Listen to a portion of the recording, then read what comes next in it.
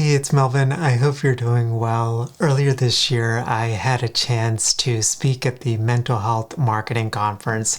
This was my first ever conference speaking opportunity, and I had the incredible opportunity to speak about video podcasting and whether video podcasts are the next big thing. We started on YouTube after 8 years of an audio-only podcast. We started on YouTube about a year and a half ago, and along the way we've learned a ton of the different things, and in this presentation I'm pulling back the curtain in terms of what we actually saw in the marketplace that led us to go from just audio to a video podcast as well as some of the other technical and interesting things like behind the scenes of what our setup looks like, as well as my own creator flywheel. So how do we basically take long form content that we upload or record as video and then cut and splice it up into all sorts of different content. Typically one episode will have somewhere around 10 to 15 pieces of content that we then share across LinkedIn and other channels. I think you're going to love this presentation, and I hope you enjoy it. Have a great rest of your day, and bye.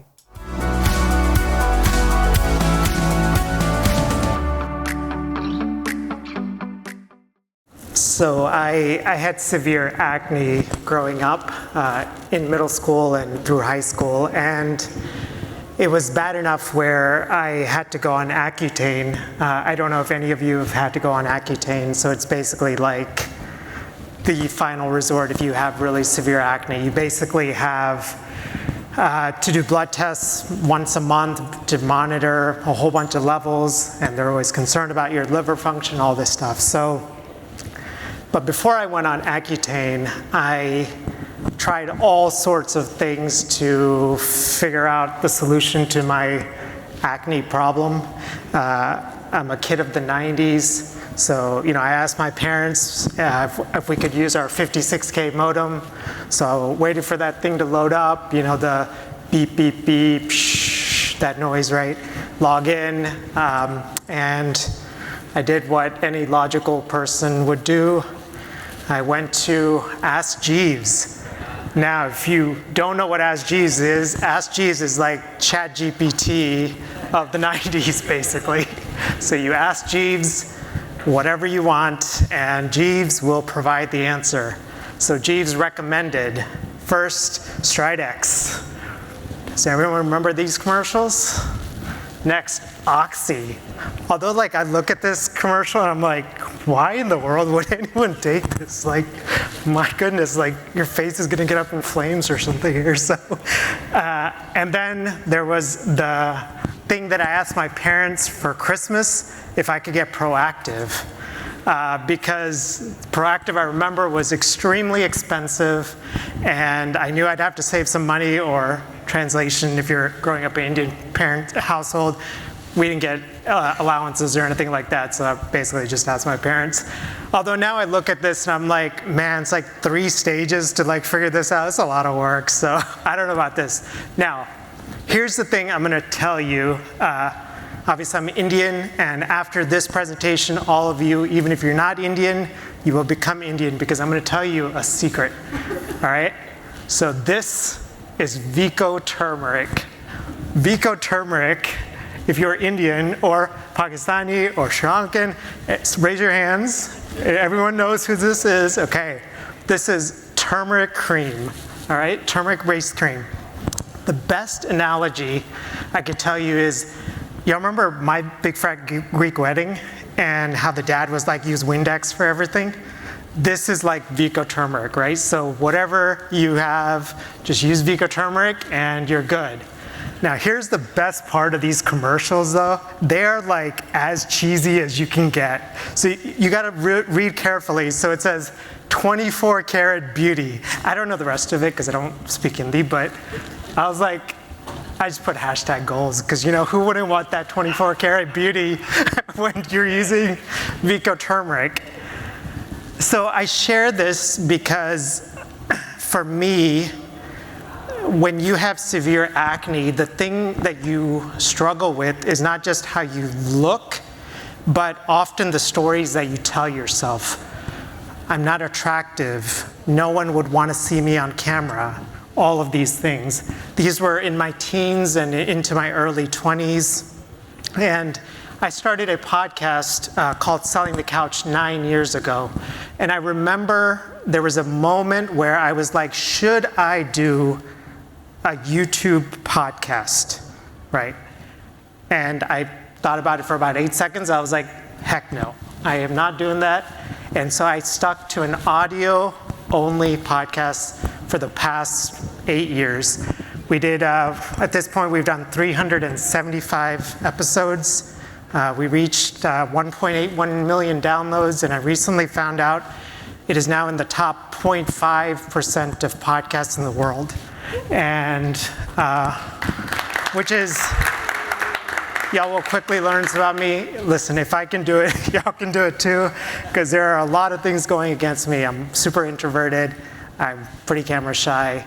And 2 years ago, I thought the interesting thing with podcasting is you think you're starting a podcast and doing interviews or solo episodes to build your business or brand or whatever it is. But the thing I didn't realize is it makes you brave in a way that I never thought possible. So I remember even in the early stages, I would be in my 10 by 10 home office, which y'all will see plenty of behind the scenes pictures of here in a little bit. But I remember being terrified to actually record something on audio. And over time, that fear went away. And about 2 years ago, I was like, maybe we should start this video thing. So before we jump into what we're gonna talk about today, my topic is vodcasting, the next big thing. So vodcasting, video podcasting. I was talking to my wife this morning, so she's like, so it's basically a show, right? And so I think so. So what is vodcasting? It's basically an audio podcast with the video on. The video is then distributed to channels like YouTube. So when I speak and when I generally teach, I come from 3 generations of teachers. I was born in India. My grandparents left the big city they were living in to go to a remote village in India because they believed in the power of education. And my parents were both teachers. My dad was a teacher at a law school.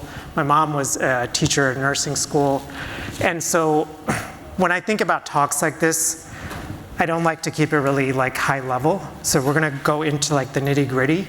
3 parts, what I saw for us to make this transition to video podcasting. I'm gonna share my setup, and then we're gonna talk about our content flywheels. So basically, how do we take a long form video podcast and basically create somewhere between 10 to 15 pieces of content for LinkedIn? So here's what I saw. People trust podcasters. This is a ACAST media study from 2023, and I remember reading it and thinking oh my gosh, this is what I feel.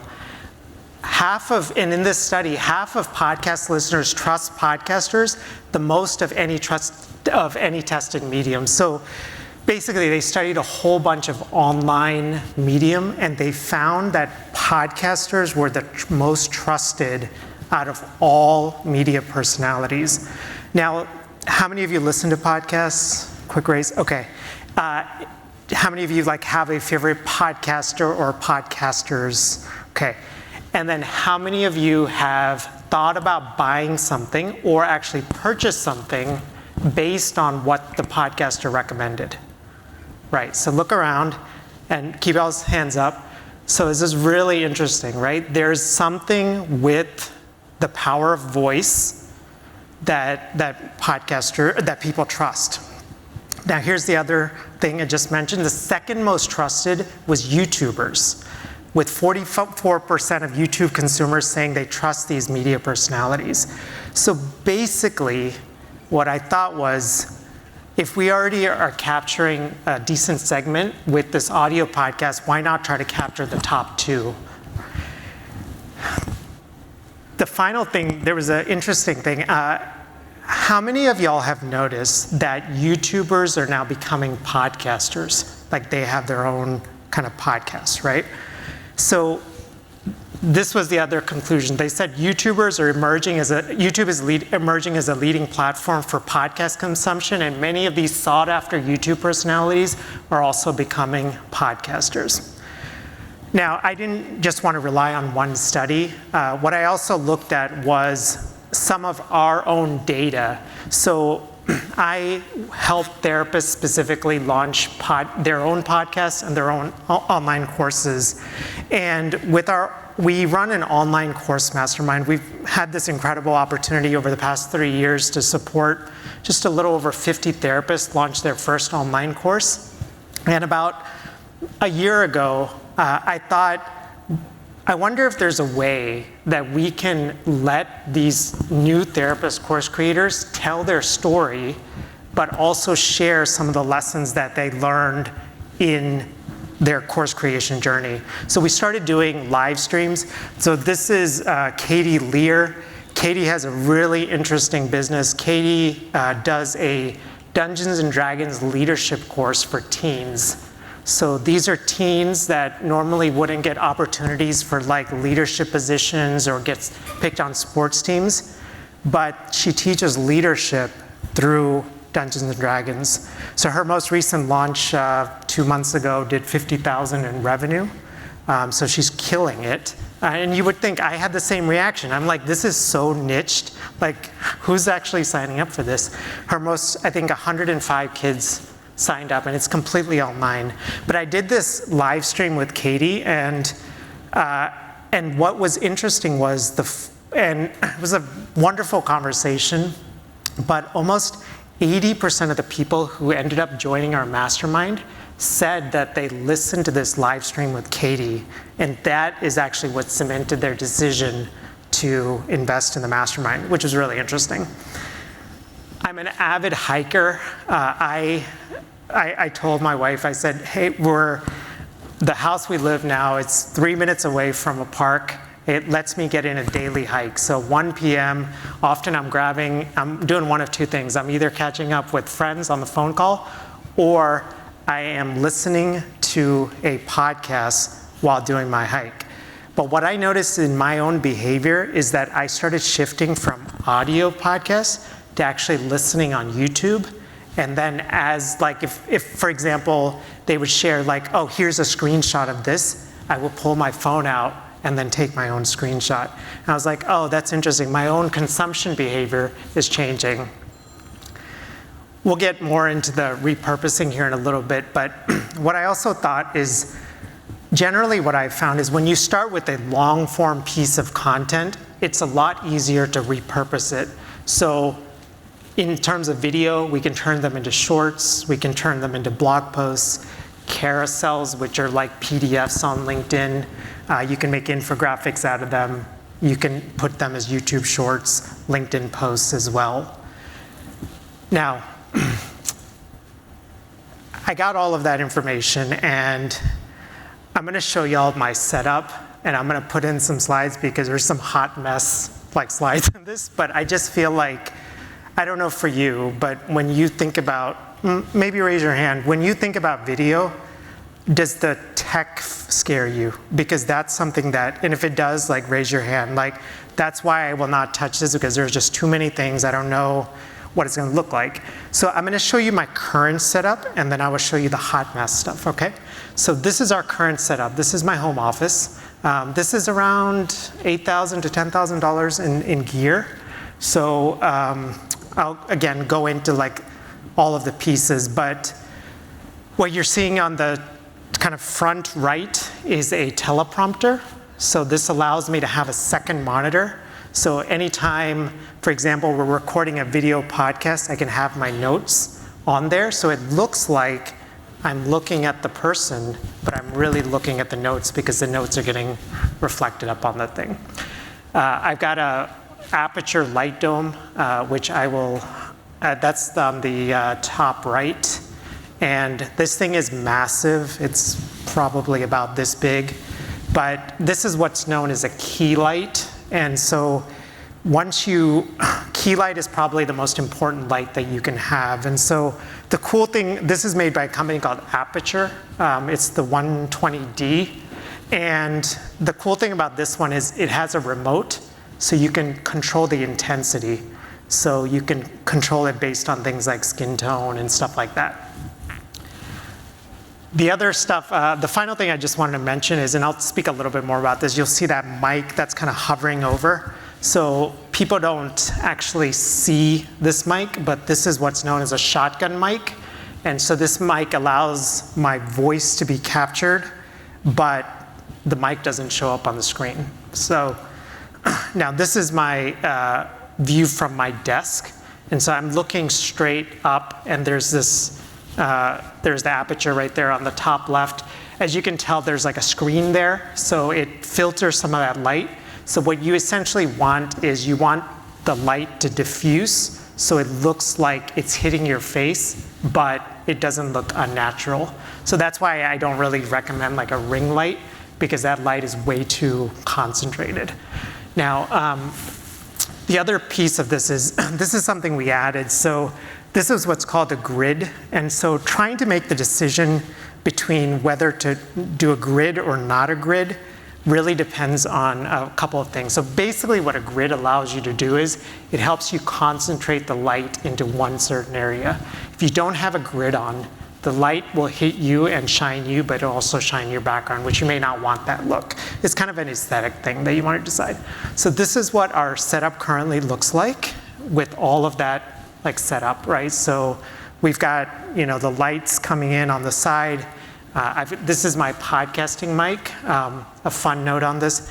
This mic is the Shure SM7B. So this is what Michael Jackson used to record Thriller with. So that's that mic. And I've got a digital SLR, which is what we also use. And so that's the reason that background is blurred like that. So it kind of creates just kind of a professional kind of vibe. Just real quick, when you're seeing this, like what are you thinking about? What's the vibe that you get? Feel free to raise your hand. And it's easy to look at. Yeah. The lighting is really nice. Yeah, it's like visual. Yep. Feels very warm. Very warm. Yeah. So this isn't meant to like, you know, like pinpoint like your Zoom calls and stuff, but really think about like what the aesthetic of it looks like, right? One of the most common things that I see is people have their laptop here and they're up here. So it's almost like they're talking, like somebody's like looking up at you. So think about things like power and dynamics and how that can sort of influence, right? I told you all about cringe photos. So here's cringe photo number 1. This is Mel's bearded stage. Mel went through a couple of different stages, but you know, I wanted to share this because for a number of years, all I've literally had was a $100 setup. That mic was $50. I got that thing's called a mic flag. So I got it from a company called Impact PBS. They do a lot of stuff for like ESPN, a bunch of CNN, stuff like that. But it violates all of the other rules. I have literally nothing in my background except a gray background. So, and then this is Mel's COVID phase. 6 months of no haircuts. That is what happens. How many of y'all remember that state? Hopefully we don't ever go back to that. But this is, I wanted to put this picture in there because this was one of the first times where I was experimenting with the lighting. So you can tell there's a lot of stuff that's off. Like my face is not really well lit up. The background, there's a lot of like blown out highlights, which it almost like it makes like that top left where the camera and that green plate is, it's almost like too distracting, right? So this is just a side note. When you're creating these backgrounds, one thing I found helpful is you want places where your eyes can rest, but you want still it to be centered on you, right? Okay, so some gear stuff here. So I'm looking, as I mentioned, at a teleprompter. And so again, the best way to describe this is like a second monitor.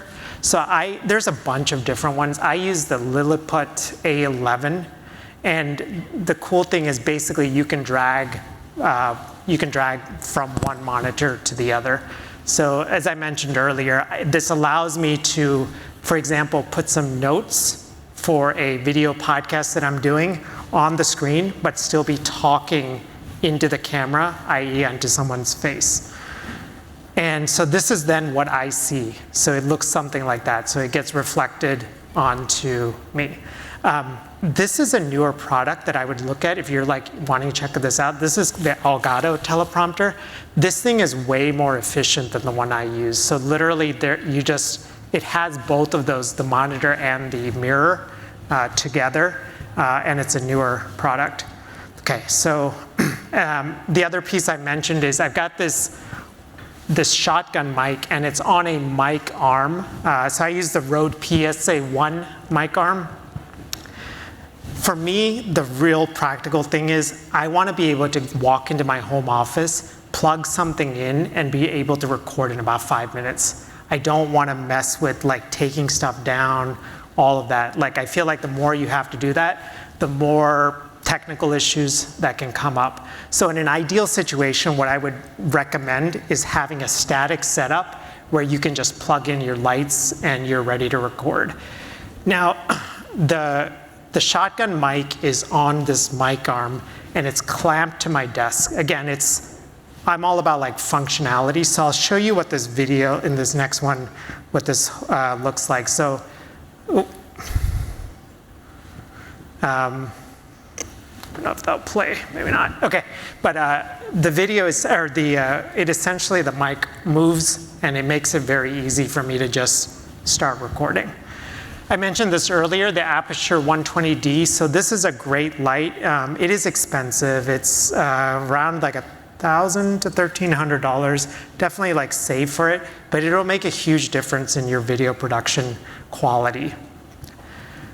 And then again, this is the light dome. Again, larger the surface, the more diffuse that you can make everything.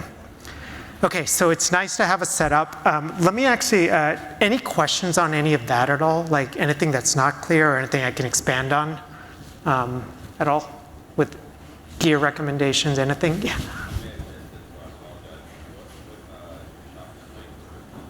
Which one?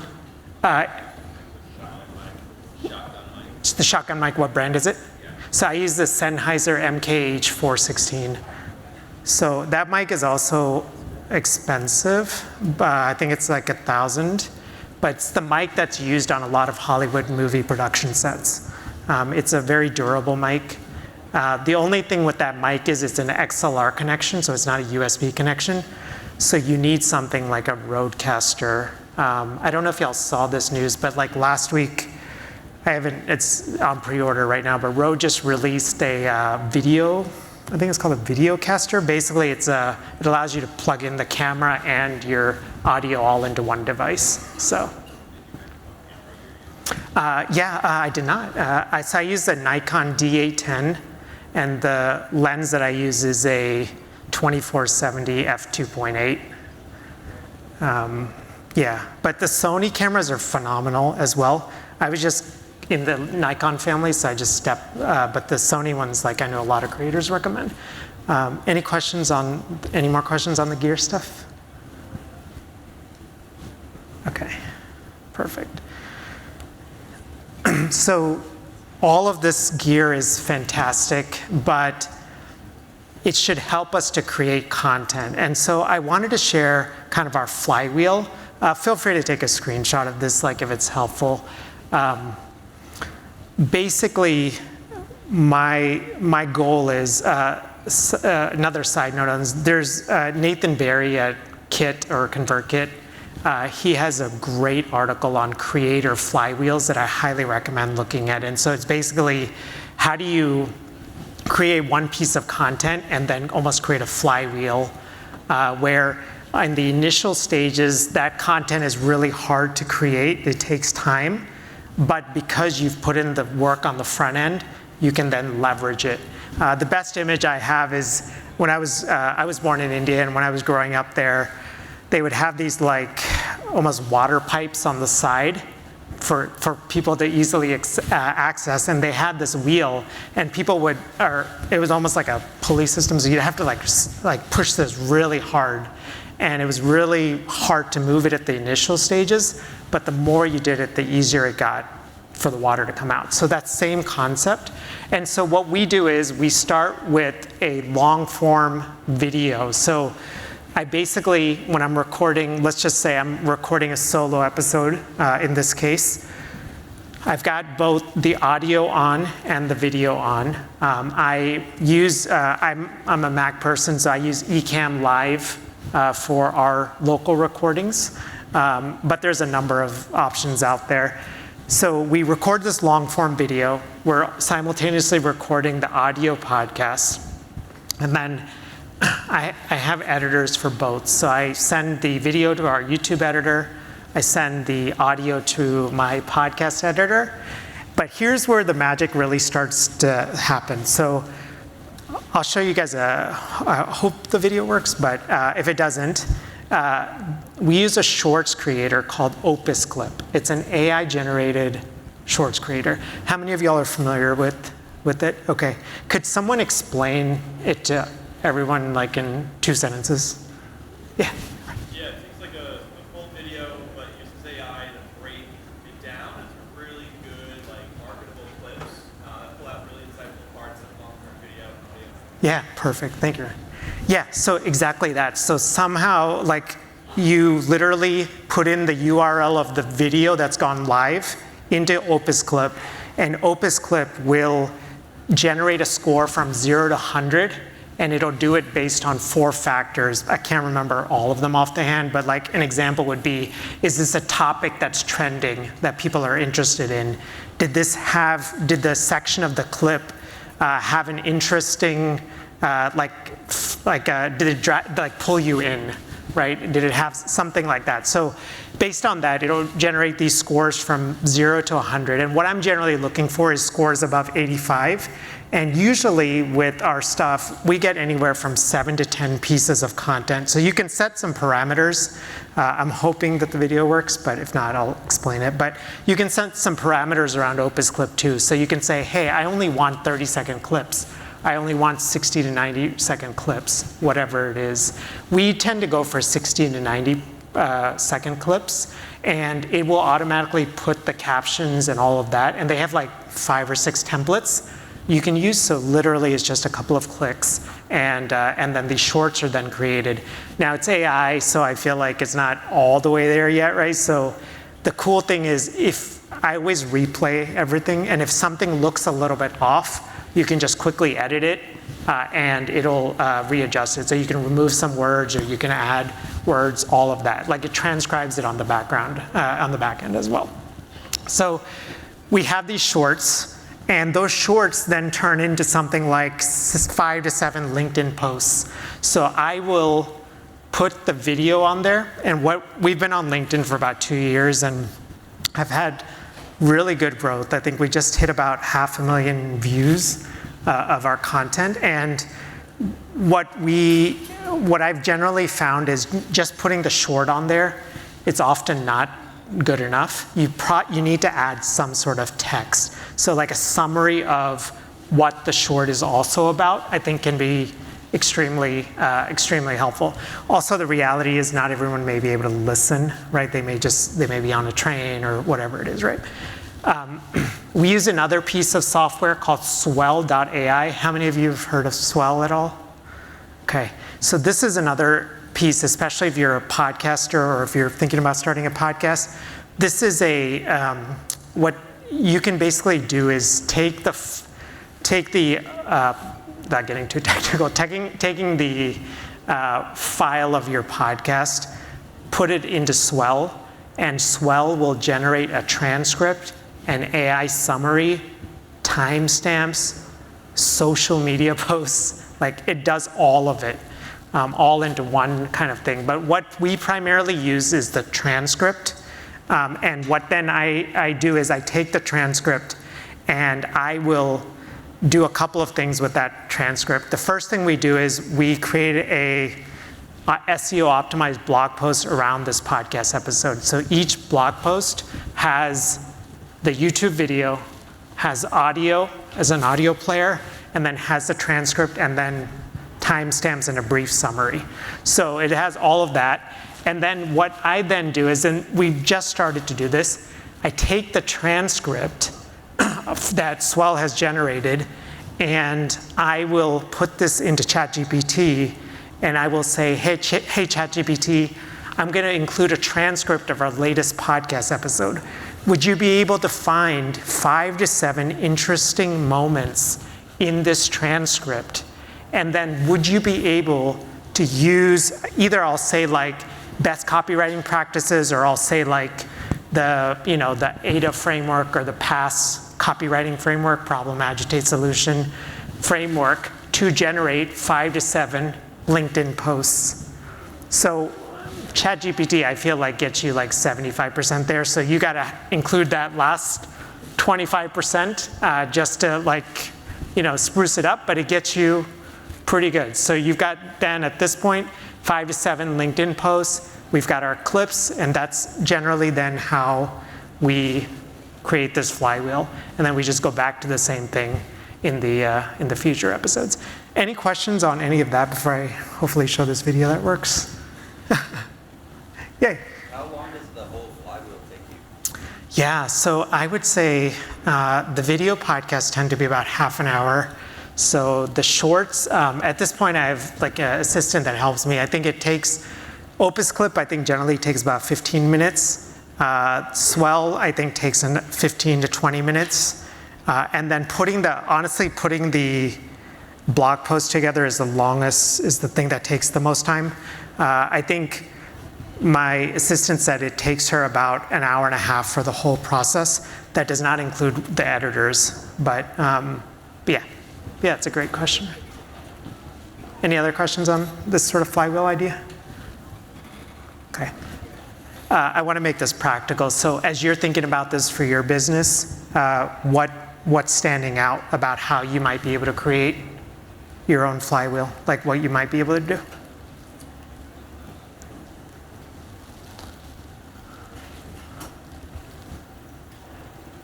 And it doesn't need all of these pieces, but like how could you think about it?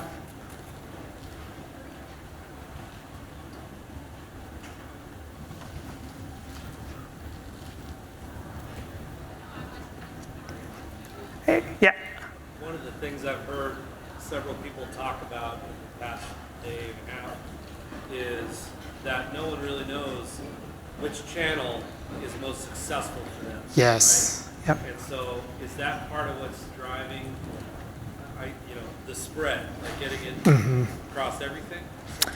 Yeah, so that's a great question. So it is definitely that, like diversifying. Michael earlier spoke about email. So what we're doing is we're driving all of this to an email list, because I'd rather have real estate that we own versus like building on these rented platforms. We used to have, we shut it down. We had a 10,000 member Facebook group for 9 years. And one of the lessons I learned from that was in the early days of the Facebook group, when there was like all this incredible reach, anything we posted, the members would see. And then over time, Meta started really restricting reach. And so I think it taught me to not build your audience on rented real estate. So the question, to answer your question, so it's definitely diversification.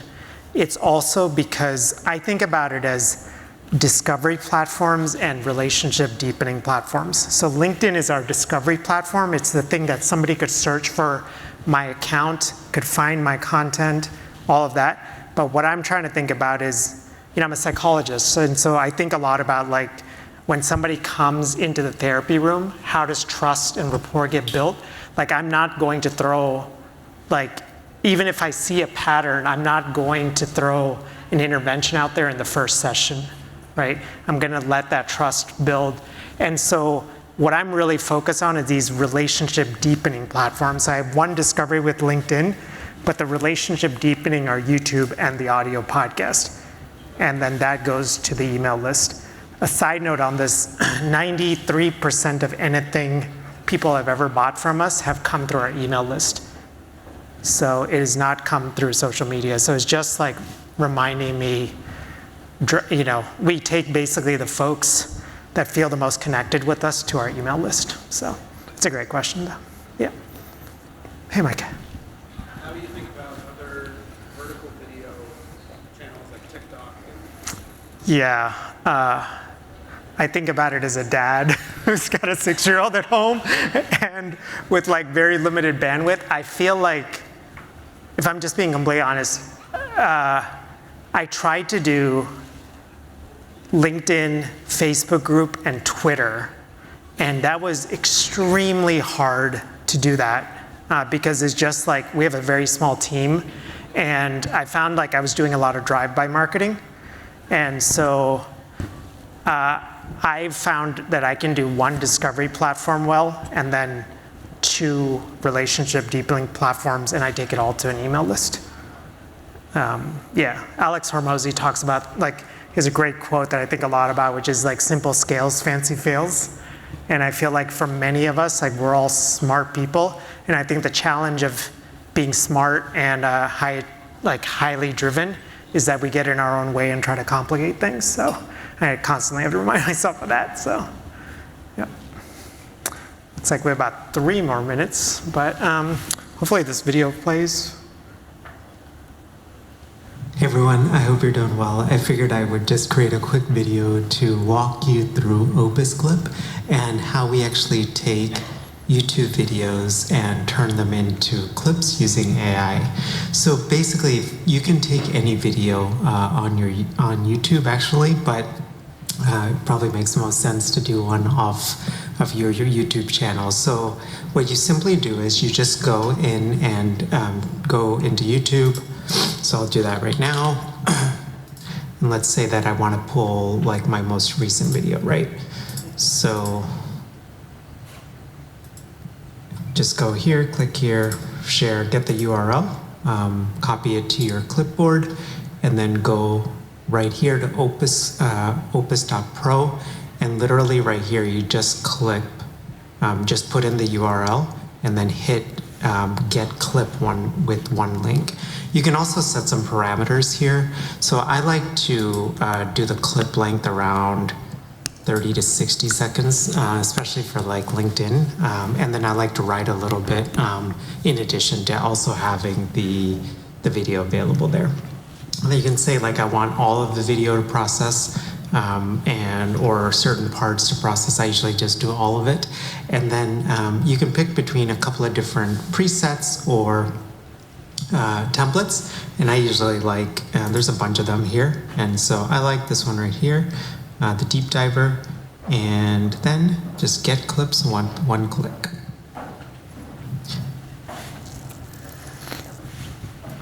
And it will automatically start creating the clips, and so it'll say in queue.